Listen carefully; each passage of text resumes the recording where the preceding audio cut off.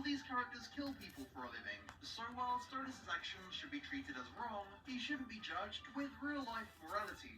Finally, how does this all apply to Stolas? When he's first introduced, Stolas is a textbook lovable sex maniac. He makes Blitz extremely uncomfortable with verbal sexual harassment, and we even find out that he uses his grimoire as leverage in order to get Blitz to sleep with him.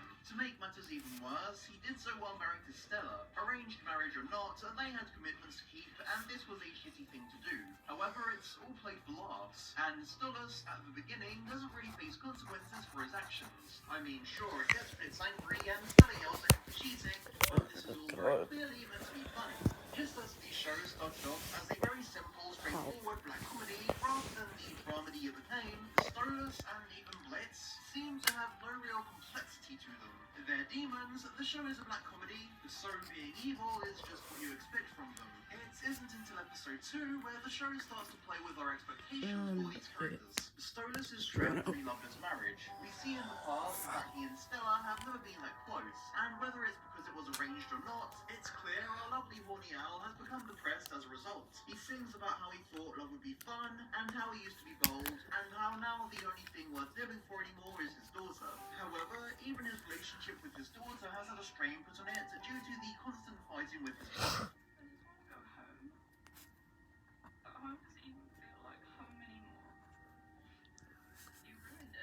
I'm not saying this is an excuse for Stolas harassing Blitz, and the show certainly isn't saying that either, especially given that he does face consequences for it in episode 7, which we'll get to in a moment. However, it's a very plausible explanation for Stolas' behaviour. He's just so desperate for love and adventure in his life that he's trying to brute force a connection with Blitz through sex. He wants to tie Blitz down by using his grimoire as leverage, and he thinks if he talks dirty to Blitz all the time, he'll eventually be into it. Lululand shows us why Stolas is so obsessed with banning Blitz. It provides a realistic explanation for why Stolas is a lovable sex maniac. That's only one part of the show's deconstruction though. It also explores what his real life consequences would be. After episode 2, we'd not see Stolas again until episode 5. Here, Stolas continues to treat Blitz in the way he always has, and as always, it's played for laughs.